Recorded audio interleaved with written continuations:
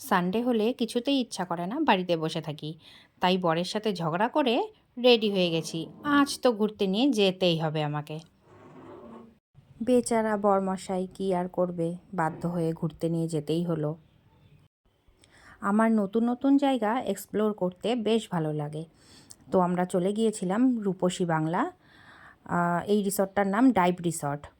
দেখো ভেতরটা কি সুন্দর, দারুণ সুন্দর। এখানে রুমও অ্যাভেলেবেল আছে, যারা স্টে করতে চাও থাকতে পারো।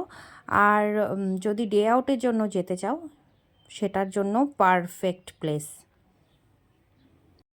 এত সুন্দর জায়গাটা, ঢুকেই আমার মনটা একদম খুশি হয়ে গিয়েছিল।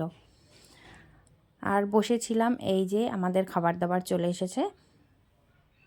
খাবারের কোয়ালিটি নিয়ে খুব একটা ভালো সেটা বলবো না, মোটামুটি ভালো লেগেছে। খুব ভালো সেটা না, বাট ভালো। যেহেতু আমাদের বাড়ি থেকে বেরোতে অনেকটাই লেট হয়ে গিয়েছিল, ওখানে যখন পৌঁছেছি প্রায় তখন বিকেল 3:30 কি 4টে। তো খুব তাড়াতাড়ি সন্ধ্যাও হয়ে গিয়েছিল। খেতে খেতেই দেখি সন্ধে হয়ে গেছে। আর রাতের ভিউটা ঠিক এরকম লাগছিল দেখতে।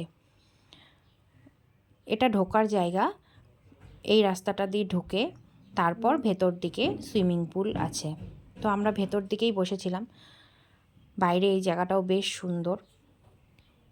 আমার তো দিনটা বেশ ভালোই কাটলো। তোমাদের যদি ভিডিওটা ভালো লেগে থাকে, don't forget to like, comment and share. By.